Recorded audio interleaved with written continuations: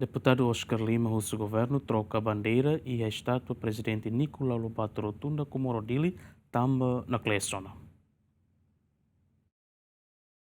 Lehussi intervenção política e a plenária terça, né? Deputado bancada Fretilin, Oscar Lima, lamenta o serviço autoridade do município dele, também bandeira nebe dada e a estátua do presidente Nicolau Lobato Rotunda Comoro, e a condição naquela zona. No Nene Russo Bagovano, o Ministério da Administração Estatal, a tu troca de a bandeira, né? Também lá tudo imagem nebe dia.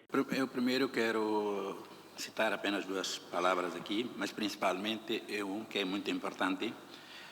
Quero dizer que na rotunda de Nicolau Lobato, na saída do aeroporto, está a fotografia do nosso presidente Nicolau Lobato, mas aquela bandeira está rasgada, seu vice-ministro, por favor, de tomar atenção a este assunto, porque este é um assunto muito importante, porque é muito visível e parece mal para os nossos hóspedes quando vêm, que é uma coisa tão importante, que é uma bandeira nacional assegurada por o nosso líder máximo na altura, que deu a vida para esta nossa independência.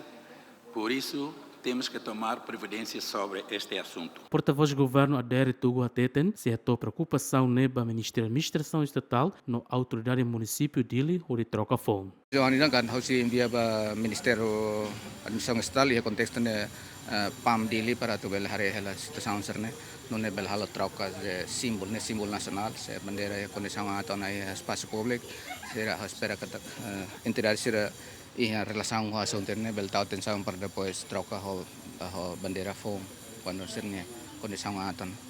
Estado presidente Nicolau Lobato e a rotunda Comoro dele, no dar fate memória nacional, no mos assemblo sacrifício nação união, não é precisa governo no autoridade município dele ou de controla. Agostinho da Costa, Gemen.